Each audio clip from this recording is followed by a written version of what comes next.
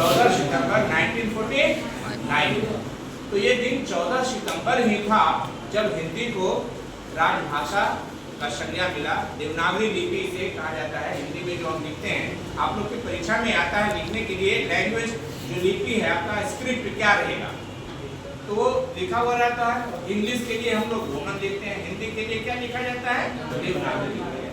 तो देवनागरी लिपि हिंदी को राजभाषा का संज्ञा कब मिला था, 14 सितंबर 1949। और इसी के परिप्रेक्ष्य में 14 सितंबर 1953 को जो है हिंदी दिवस मनाए जाने लगे। यानी इसकी शुरुआत कब हुई, 1953 से। 14 सितंबर 1953 से ये हिंदी दिवस मनाने का प्रथा शुरू हुआ 14 सितंबर को, क्योंकि 14 सितंबर को ही हिंदी को राजभाषा की संज्ञा मिली, राजभाषा का स्थान मिला, देवनागरी लिपि को राजभाषा का दर्जा मिला। अब इस दिन हमारे बैंकों में, हमारे देश के जो बैंक हैं, बहुत सारे बैंकों में एक हिंदी दिवस पखवाड़ा मनाया जाता है कि उस क्रम में उसका प्रयास रहता है कि हम सब हिंदी बोले, हर काम हिंदी में करें, हिंदी में लिखें, नाम लिखना हिंदी में लिखें। ऐसे जनरली हमारे बैंकों में या जगह जगह पर बहुत सारे फॉर्म वगैरह जो रहता है हिंदी और इंग्लिश दोनों में रहता है ना। तो लेकिन इस क्रम में एक प्रयास रहता है कि हमारी जो मातृभाषा, हमारे जो देवनागरी लिपि है, हम इसको ना भूले, बल्कि इस पर हमारी पकड़ मजबूत हो, इस लैंग्वेज पर हमारी पकड़ मजबूत हो। बहुत सारे लोगों को हिंदी में कुछ लिखने के लिए कह दिया जाए, बहुत सारे इंग्लिश मीडियम स्कूल चलते हैं, तो इंग्लिश मीडियम इनमें पढ़ने वाले हमारे बच्चों को यदि हिंदी में 2 शब्द बोलने के लिए कह दिया जाए, लिखने के लिए कह दिया जाए, तो उसमें बहुत सारी अशुद्धियाँ रहती है।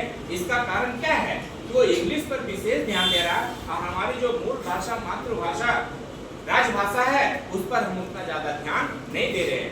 इसी का परिणाम है कि बहुत सारे को बच्चों को आप खड़ा होकर के किताब पढ़ने के लिए कह दिया जाए, न्यूज पढ़ने के लिए कह दीजिए हिंदी में, तो वो सही ढंग से उच्चारण नहीं कर पाते हैं, नहीं पढ़ पाते हैं।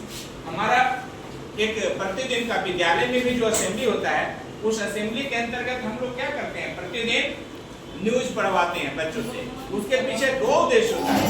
एक कि हमारे बच्चे प्रतिदिन समाचार, घर घर में तो समाचार पत्र नहीं आता है, वो समाचार से अवगत नहीं है, तो यहाँ जो विद्यालय में समाचार पत्र आ रहे हैं, उस समाचार पत्र के अनुसार उसको प्रमुख समाचार जो आज का है उसकी जानकारी हो, और दूसरा कि यही बहाने वो कम से कम शुद्ध रूप में हिंदी का अखबार पढ़ना सीख सके, शुद्ध रूप में उच्चारण करना सीख सके। तो आप सभी लोग भी इस बात पर ध्यान देंगे और हम रिक्वेस्ट करेंगे आप सभी से कि ये 1 सप्ताह आप सभी लोग शुद्ध हिंदी बोलने और शुद्ध हिंदी लिखने का अभ्यास करें, ताकि हिंदी का को जो हमारा राजभाषा का दर्जा मिला है